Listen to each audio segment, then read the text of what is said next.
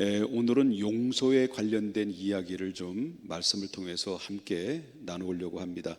이제 여러분에게 권면을 드리고 싶은 것은 하나님의 말씀 묵상책을 정기 구독을 하면 50% 세일인지 아니 20% 세일인지 10% 세일인지 모르겠습니다만은 아무튼 세일이에요.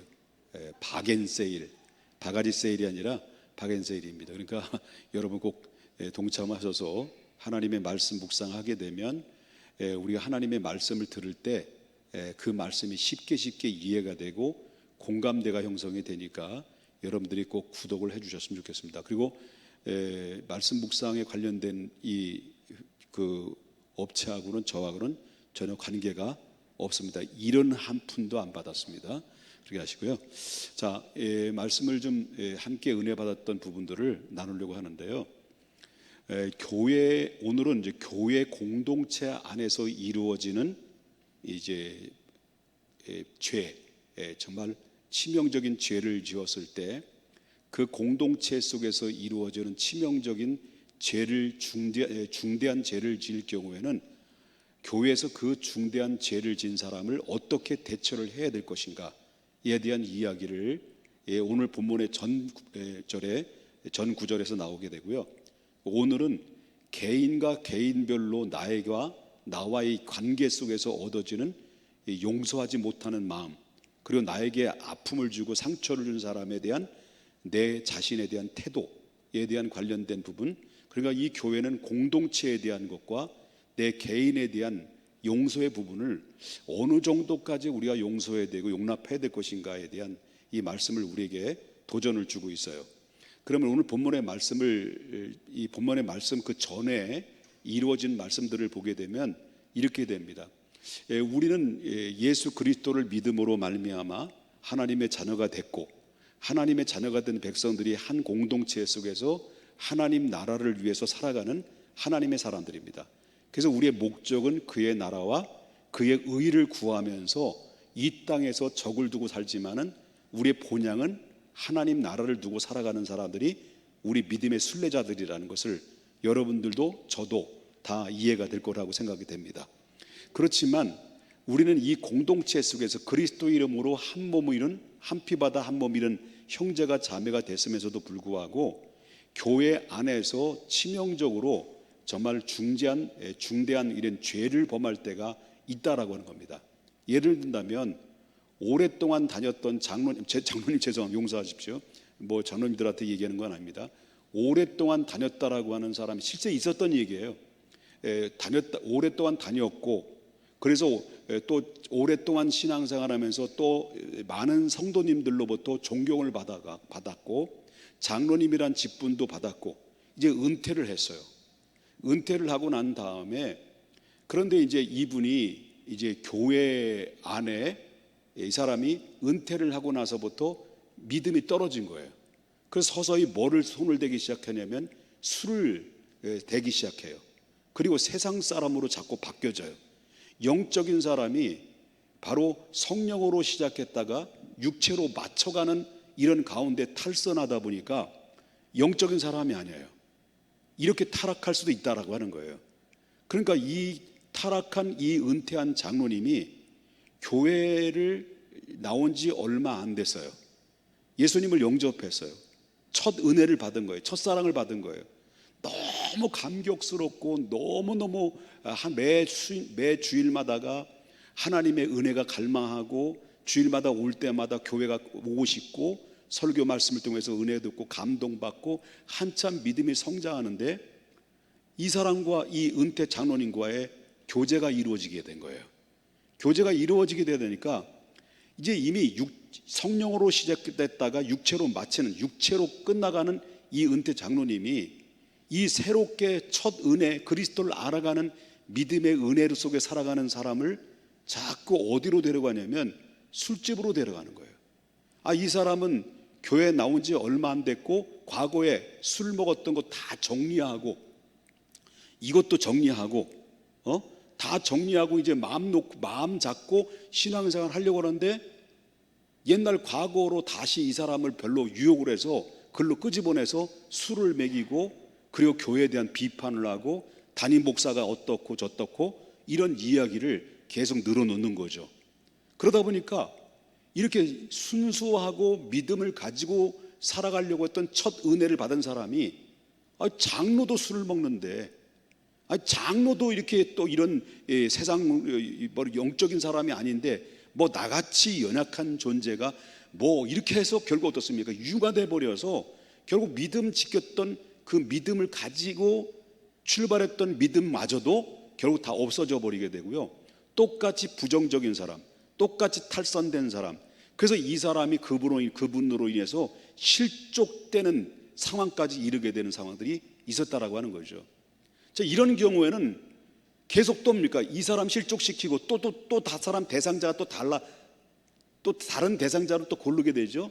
이 사람 저 사람 이 공동체 속에서 자기의 친분 있는 사람들을 자꾸 그런 식으로 자꾸 탈선을 시켰을 때 이 공동체 속에서 상당히 악영향을 주고 교회를 해치게 되고 하나님 나라에 이루어나가는 교회를 바로 무너뜨리게 되는 원흉이 된다고 한다면, 이런 부분을 어떻게 담임 목사로서 이 부분을 어떻게 해결할 것인가, 아니면 우리 개별적으로 이런 일이 있을 때 어떻게 이 일을 처신하고 해결해 나갈 것인가. 그리고 그뿐만 아니라 내가 볼 때 남들이 알지를 못해요. 다른 사람들은 다 알지 못해요. 나만 알고 있는 나와 관계된 사람이 중대한 죄를 범하고 있어요. 자, 이런 것을 눈 감아줘야 되느냐, 아니 이걸 중대한 범죄를 범할 때 이 교회에 막대한 피해를 주고 교회를 무너뜨리게 만드는 결정적인 그런 중대한 범죄를 정할 때, 그러면 내가 알고 있는 이 사람을 향해서 내가 어떻게 대처를 해야 될 것인가에 대한 말씀이 예수님께서 처방을 내리는 말씀이 있어요. 그것이 바로 뭐냐면, 목사든지 개인적으로 중대한 죄를 범한 사람을 내가 알고 있어요. 그냥 내버려두면 교회가 무너져, 공동체가 무너져, 교회가 세상으로 빠지게 만들어 결정적으로 하나님 나라를 해를 끼치게 만드는 이런 일들이 생길 우려가 생겨. 그러면 어떻게 할 거냐? 1차적으로 주님의 처방의 방법은 바로 뭐냐면 찾아가라는 거예요. 중대한 범죄한 자들에게 찾아가서 내가 볼 때 내가 이거를 알고 있는데 빨리 정리해라. 내가 너를 사랑한다. 내가 기도해마. 빨리 정리하라. 라고 권면하는데, 이 권면하는 이유는 바로 뭐냐면 이 사람에게 어떤 정지하거나 어떤 이 사람을 증오하거나 이렇게 하기 위한 것이 아니라 그 잃어버린 영혼을 다시 회복시키고 다시 살리기 위한 사랑의 마음으로 다가가서 권면을 한 거죠. 그렇지 않습니까? 그렇잖아요. 다가갔는 거예요. 근데 진심으로 다가갔는데 권면했는데 돌이켜라. 너 그러면 안 된다. 하나님 기뻐하지 않는다라고 권면을 했는데 말을 안 들어. 나는 내가 언제 그랬어? 오리발 내밀고 나는 절대 하나님 앞에 맹세코 나는 그런 죄를 범하지 않았어. 나는 결단코 양심의 가책을 받을지를 하지 않았어라고 자꾸 항변하면서 거절한단 말이에요. 그럴 때 두 번째로, 예수님의 가르침에 두 번째로 두세 사람의 증인을 데려가는 거예요. 두세 사람의 증인을 데려가서 이 사람에게 다시 권면하는 거예요. 다시 권면해서 내가 아는데 우리 서로 사랑하는 마음으로 너와 함께 이 교회뿐만 아니라 너 자신이 하나님 앞에 믿음으로 바로 서야만이 우리도 행복하고 너도 행복하고 너희 가정도 행복할 것이다라고 이 두세 사람이 증인을 데리고 가는 것은, 만에 하나 내가 1대1로 가게 되면 내가 아니다라고 할 때 실질적으로 이 두 사람이 본 적이 없으면, 들은 적이 없으면 앞으로 이 모든 정당화하는 부분에 대해서는 상당히 내게 미치는 영향을 받을 수 있으니까 두 사람이 이상의 증인을 데리고 가는 거예요. 그래도 말을 안 들어. 그러면 세 번째는 바로 이 사실을 교회에다 공개를 해버리는 거예요. 왜? 공개를 해서, 그래서 이 장로님들이 모여서 당회를 했든지 아니면 담임 목사가 이 사실을 알게 되면 그분에게 부르는 거예요. 그분을 불러서 이런 상황이기 때문에 하나님이 첫째 기뻐하지 않고 교회의 공동체에 막대한 엄청난 지장을 주게 되고, 그리고 하나님 나라에 교회가 엄청난 파장이 생길 수 있으니까 회개하고, 지금이라도 늦지 않았으니까 회개하고 돌이켜라 라고 했는데도 불구하고 전혀 나는 죄진 게 없다, 나는 내가 뭘 잘못한 게 있어 라고 했을 때 증인도 있었습니다. 교회에서 불러서 권면합니다. 그래도 나가 뭐 무슨 죄가 있다라고 이렇게 항변하고 오리발을 내밀고 자꾸 그럴 때는 결국 어떻게 하라는 거죠? 예수님의 방법은 이방인과 세리 취급을 하라는 거예요. 다시 말한다면 두말할 것 없이 교회에서 출교를 시켜서 다시는 교회에 발붙이지 못하도록 하라고 하는 거예요. 그 이유는 바로 뭐냐면 그 사람을 밀어내서 그 사람을 정죄하고 심판하기 위함이 아니라 이 남아있는 공동체가 건강한 공동체를 이루기 위해서 하나님께서 그렇게 처방을 예수님이 내리신 거다라고 하는 것이죠. 그래서 교회 안에서 이렇게 목회자가 볼 때, 저는 36년 동안 목회를 하면서 많은 것들을 보면서 많은 경험들을 제가 하고 살아왔는데요, 제가 하는 방식이 나는 틀렸다고 생각하지 않은데, 물론 주님이 뭐 결정하시겠습니다만은 바로 계속해서 교회가 공동체에 영적으로 무너뜨리고 공동체에 무너지게 만들었을 때는 어떻게 할 때 담임 목사가 권면을 해요. 또 신방도 해요.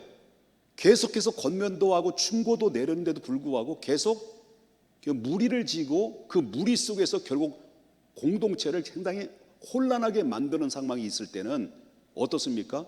담임 목사는 과감하게 바로 결정을 내려야 되는 이런 상황이 이를 때도 있다라고 하는데, 이미 이제 본인 스스로가 결정을 하고 나갔을 때든지 아니면 담임 목사가 나갈 것을 권면했을 때인지 이미 끝났어요.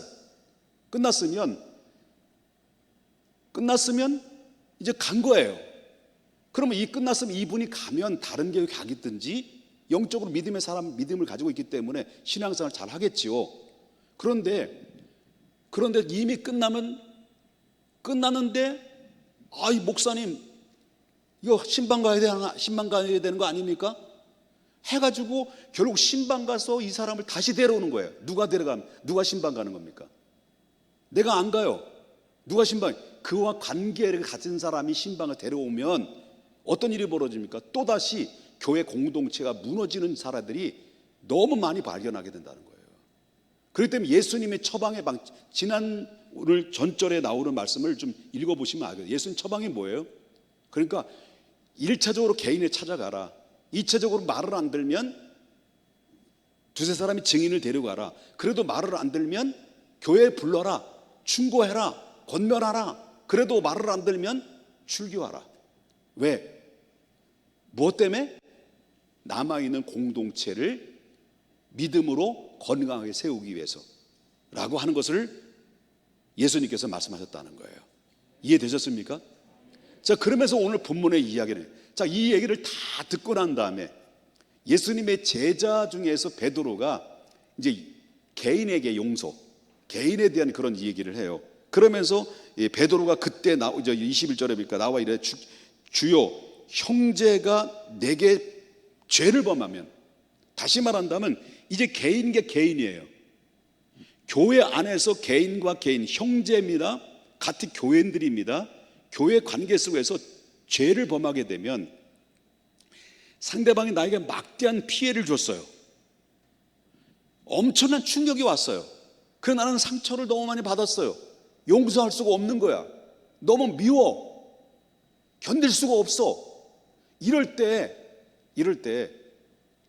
예수님 어느 정도까지 용서를 해야 되는 겁니까? 그러면서 하는 얘기가 7번까지 용서해야 됩니까?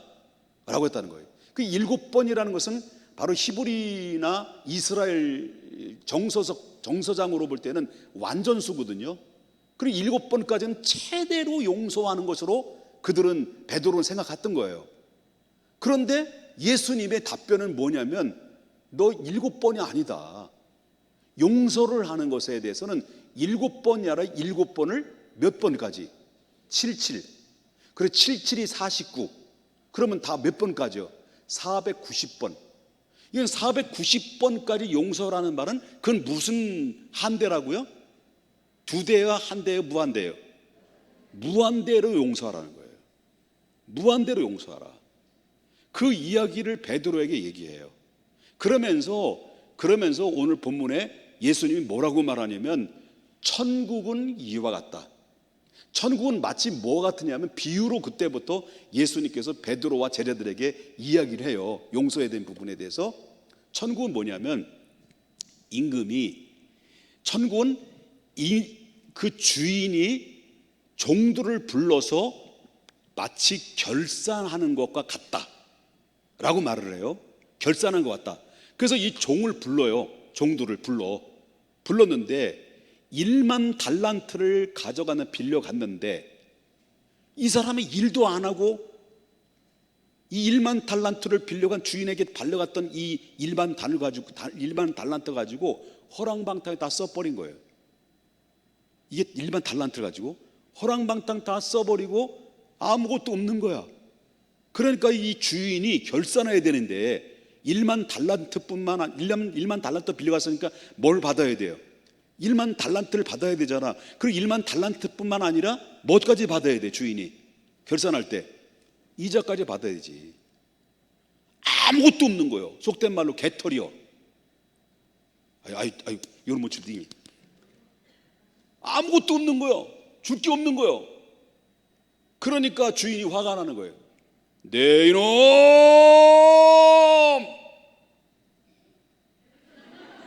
했단 말이에요. 예? 그러면서 여봐라, 당장 저놈을 옥에 가두고 저의 아내와 저의 자식들을 전부 다 노예로 시켜라. 팔아가지고 전부 다 빚을 갚도록 하라 라고 명령했단 말이에요. 그랬더니 하면서 이 종이 엎드려 싹 손바닥이 손바닥 달도록은 성경 안 나와요. 막 달도록 한 번만 봐주세요. 내가 다시는 안 그럴 테니까 열심히 잘해서 내가 어떤 방법을 다 동원해서라도 내가 반드시 갚겠나이다. 불쌍히 여겨주세요. 주인님 잘못됐습니다. 이제 정신 차리겠습니다. 아이고 내가 왜 이런지 몰라 하면서 자기를 막 자학하고 막 그랬다는 거예요.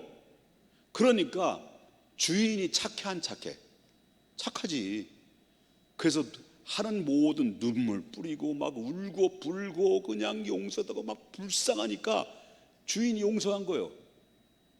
용납하고, 그래 불쌍한 마음이 여기서 그렇게 잘못했다라고 애골복구하는 것을 너무 외면하고 거절한다면 주인의 마음은 이게 안 좋은 거예요, 마음이. 그래서 이 주인이 그를 불쌍히 여겨가지고 여봐라, 저 녀석을 풀어놓아라. 내가 너에게 1만 달란트 안 받을 테니까 앞으로는 성실하게 남을 불쌍히 여기는 것처럼, 내가 너를 긍휼히 여긴 것처럼 남을 배려하고 불쌍히 여겨서 내가 열심히 성실하게 살아가라 라고 그 주인이 은혜를 베풀어 준 거예요. 그래서 1만 달란트를 탕감해 준 거예요. 그럼 주인이 착해 안 착해? 설교 딴 생각했어요? 주인이 착해 안 착해? 착하죠. 좋으신 분이죠. 왜 물어볼게. 잘 들었나 안 들었나? 왜 착해? 왜 좋으신 분이야? 들었네. 불쌍히 여기는 마음으로, 긍휼히 여기는 마음으로 1만 달란트를 탕감해 준 거예요. 그러니까 아이고 너무 감사합니다. 황공합니다. 이제 열심히 살겠습니다. 남을 위해서 이제 열심히 헌신하고 긍휼을 베풀고 용서하며 살겠습니다라고 그래놓고 막 눈물 닦고 하고 그냥 갔다는 거예요. 주인 집에 나온 거예요. 탕감 받을 때 얼마나 기뻤겠습니까? 막 홀가분하고 막 날아갈 것처럼 기쁜데, 주인으로 집으로부터 딱 나오자마자 얼마 전에 자기에게 100데나리온을 빚진 자를 만난 거야. 1만 달란트 탕감받은 사람이 울다가 막 나오다가 이제 기쁨으로 나오는데 얼마 전에 나한테 빌려간 100데나리온을 빌려간 그 빚진 자를 만난 거예요. 빚진 자를. 그러니까 갑자기 막 돌아버린 거예요. 그러면서 자기한테 빚진 100달란트를 받은 100달란트를 빚진 자를, 야, 너 일로 와. 너 왜 빚 안 갚어? 그랬더니 100데나리온을 빚진 자가, 아이고, 생활이 아무리 힘쓰고 아무리 먹고 살려고 애쓰고 노력해도 내 힘으로 안 됩니다. 한 번만 봐주세요. 열심히 일해서 내가 반드시 갚겠습니다. 그랬더니 안 돼 하고 이 사람을 멱살을 잡고 막 흔들어대면서, 내 이놈 빨리 안 갚아? 빨리 안 갚아? 해가지고 이 사람을 어디로 가둔 거예요? 옥에 가둬버린 거예요. 옥에. 그러면 물어보겠습니다. 이 옥에 가든 1만 달란트를 탕감받은 이 놈이 나쁜 놈이에요? 나쁜 놈이에요? 나쁜 놈이죠? 나쁜 놈이지. 그러니까 자기는 1만 달란트 탕감받았는데 100데나리온밖에 안 되는 그 빚진 자를 용서하지 못하고 탕감해주지 못할 망정 불쌍히 여기지 않고 막 흔들어대면서 멱살을 잡고 감옥에 쳐 넣었다라는 거예요, 이 사람이. 그래서 이 상황을 주변의 동료 사람들이 목격한 거지. 목격을 하니까 불쌍한 거예요. 그러니까 이 사실을 누구에게 알린 거예요? 그 주인, 1만 달란트를 탕감해준 그 주인에게 찾아가서 이 사실을 알린 거예요. 그랬더니 그 주인이 그 사실을 전해 듣고, 무엇이기 내 이놈을 당장 불러오라. 왔어. 내 이놈! 주일학교 설교 왔네고. 내가 너에게 1만 달란트를 탕감해주고 너를 불쌍히 여겼거늘 너는 100데나리온도 안 되는 이 사람을 불쌍히 여기지고 긍휼히 여기지 않았다. 여보라, 저놈을 당장 옥에 쳐 집어넣어 없애버려라. 이렇게 얘기했겠죠. 그러면서 예수님이 하시는 말씀이 어마무시한 그런 빚을 탕감받은 사람이 요만큼도 안 되는 자기에게 해를 끼치고 어려움을 준 이 사람에 대해서 용납하지 않는다면 내가 하나님께 가서 너의 상황을, 너에게 이런 상황을 알리게 될 것이다. 이 말은 무슨 말이냐면, 이 말씀 무슨 말이냐면, 자 보세요. 1만 달란트가 얼마인 줄 아세요?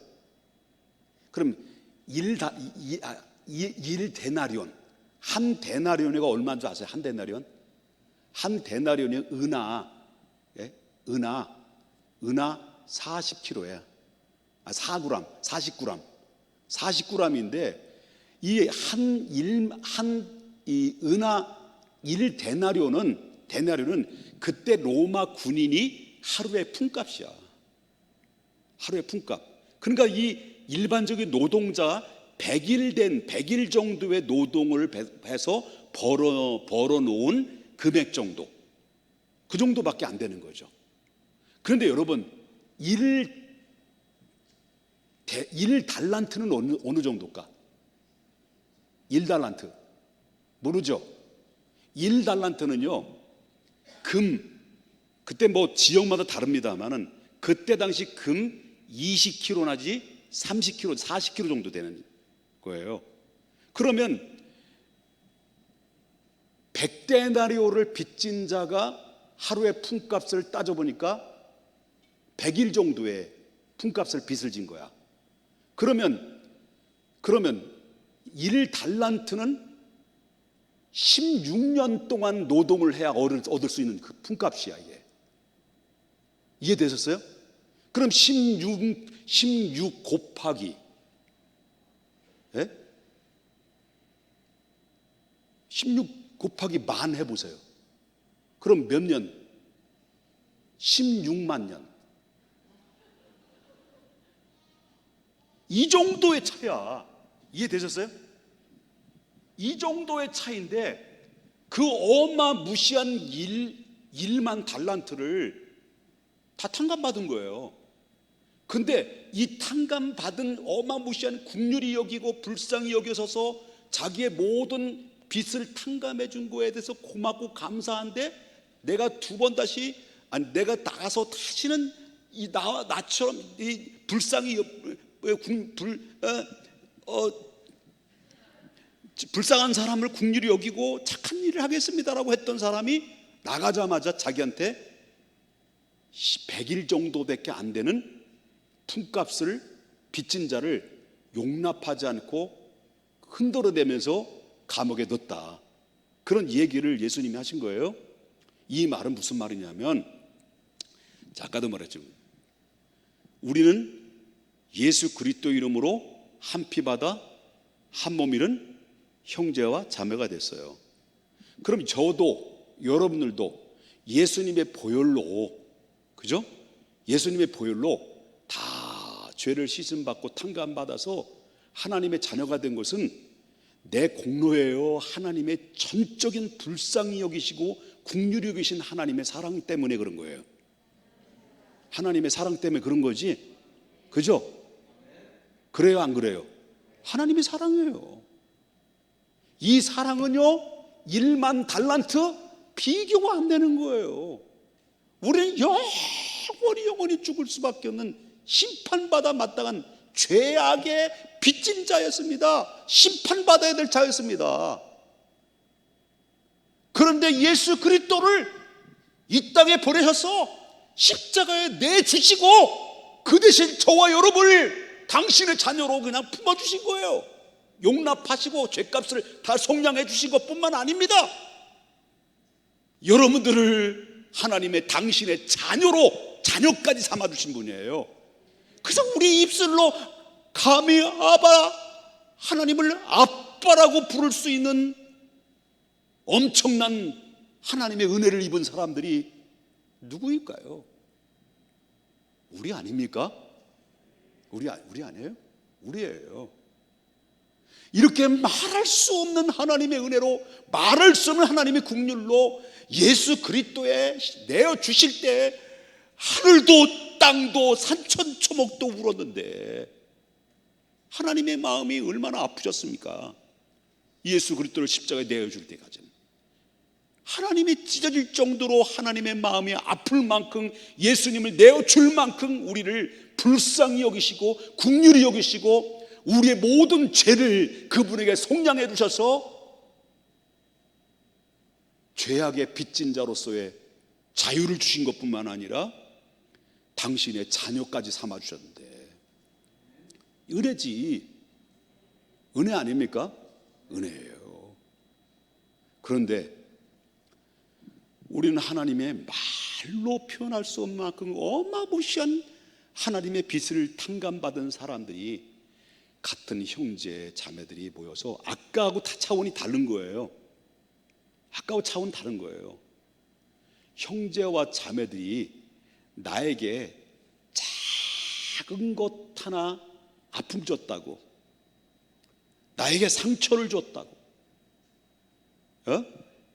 나에게 아픔을 주고 상처를 줬다고 해서 그 사람에 대해서 미워하고 증오하고 원한을 하고 원수를 맺고, 내가 두 번 다시 너의 집 가나봐라, 너를 쳐다보지도 않는다 하면서 원수를 맺고 이렇게 담을 쌓고 살아간다고 한다면, 하나님이 우리를 핏값 주고 어마무시한 빚을 탕감해 준 그 은혜에 대한 사랑을 전혀 못 느끼는 사람들이다 라고 하는 거예요. 그래서 결론적인 말씀이 뭐냐면, 물어볼게요. 하나님이 여러분을 향한 사랑이 어느 정도인지를 아시나요? 모르셔요? 내가 금방 아까 계속 얘기했잖아. 여러분들을 죄악에 속량하시기 위해서 누구까지 내줄 만큼, 예수 그리스도의 십자가에 내어줄 만큼 우리의 죄를 다 탕감해 주셨어요. 당신의 자녀까지 삼아줬단 말이야. 그런데 작은 것 하나 나에게 해를 끼쳤다고, 나에게 아픔을 줬다고, 그래서 원수를 맺고 가슴에 마음에 담아서 두고 보자. 그래서 여기에 내 마음속에 가둬놓은 사람이 옆에 분에게 인사합시다. 몇 명이에요? 물어봐요. 몇 명? 뭘 옆에 분 봐요. 내가 그러면 계속 쌓아두는 거예요. 미움, 그리고 미움. 계속 쌓아두는 거예요. 너 잘못됐지? 1명. 너 나한테 섭섭했지? 2명. 너 나한테 야 그랬지? 3명. 건방지게. 네? 그래서 계속 태산을 계속 쌓아다 보면 내 안에 있었던 하나님의 탕감받은 하나님의 은혜가, 하나님의 사랑이, 하나님 긍휼하심이, 하나님에 대한 감사함이 어때요? 미움이 점점점 차곡차곡 쌓여지면서 하나님에 대한 은혜와 사랑이 밀려나가는 거죠. 밀려나가면 내 안에 뭐가 있어요? 은혜는 사라지고 미움만 남는 거예요. 상처만 얼룩지는 거예요. 그러면 이 안에 감사가 나옵니까? 찬양이 나옵니까? 찬양이 나오는 게 아니겠죠? 사람이 웃는 게 아닌 것처럼, 우는 게 아닌 것처럼, 예? 기도가 되겠습니까? 감사가 나오겠습니까? 기쁨이 넘치겠습니까? 아니죠. 은혜 사라졌는데. 여러분, 이 미움, 작은 것 하나 용서하지 못하는 이 미움의 감정이 차곡차곡 쌓여지다 보면 하나님이 내게 어마무시한 하나님의 은혜와 긍휼의 그 사랑을 완전히 밀려나가 추방시켜 놓고 내 안에 미움이, 감정들이 자꾸 한 사람, 두 사람, 세 사람, 네 사람 두고 보자, 이렇게 쌓아두게 되면 그때부터 발생되는 게 뭐예요? 내 안에 쌓아두었던 모든 미움의 감정들은 그대로 뭘로 표현됩니까? 입으로 표현되는 거죠. 그래서 부정적인 말이 나오고, 그리고 정죄하는 말이 나오고, 심판이 나오고, 이렇게 해서 결국 어떻습니까? 자유를 잃어버리고 평강을 잃어버리다 보면 그 안에서 자신도 모르게 세상적인 의학이 용어로 본다면 우울증 증세까지 오게 되는 거죠. 몰아놔야 됩니다. 이거 영적인 문제가 굉장히 많아요. 우울증도 몰아놔야 되는 겁니다. 이해되셨습니까? 그러면 오늘 이 문제를 오늘 밤에, 내일 하지 말고요, 이 문제를 해결받자고요. 기도하면서 한 사람 한 사람 아프고 상처받았던 이 문제를 누가 나를 치료해 줄 수 있겠습니까? 아닙니다. 내가 스스로 용납해야 됩니다. 그래서 우리가 땅에서 묶어버리면 하늘에서도 묶이는 것이고, 이 땅에서 풀면 하늘에서 풀린다고 말했어요. 우리는 뭡니까? 예수의 이름으로 용납합니다. 예수의 이름으로 용서합니다. 바로 어마무시한 나 같은 죄인을 용납하시고 긍휼을 베푸시고 예수 그리스도 피값 주고 당신의 백성으로 삼아주신 그 사랑을 입은 내가 작은 것 하나 용납하지 못했던 내 부분들을 용납해 주시고 회개하면서 하나님 앞에 이 시간 기도할 때마다 하나씩 덜어내서 하나님의 은혜, 하나님의 처음 사랑을 다시 찾기를 원합니다. 잃어버렸던, 실종됐던 십자가의 사랑의 감격의 눈물이 다시 쏟아지게 해주시고요, 이제는 정죄와 심판과 그리고 또한 불평과 원망의 눈물이 아니라 기쁨의 눈물로 바뀌어지는 그 은혜로서 새롭게 변화가 이루어질 수 있는 유일한 통로가 뭐냐면 여러분 안에 성령이 임해야 된다는 거예요. 내 심령 속에 성령이 터치하실 때만이 가능하다. 성령 하나님, 내 안에 모든 미움의 감정, 원한의 푸 가지고 있었던 사람들을 다 녹아버리게 해주시고 하나님의 사랑으로 새롭게 은혜로 채워주시는 하나님의 긍휼함과 하나님의 사랑을 다시 한번 덧입게 해 주시옵소서라고 하나님 앞에 기도하고 이 문제를 해결해 날 줄 믿습니다.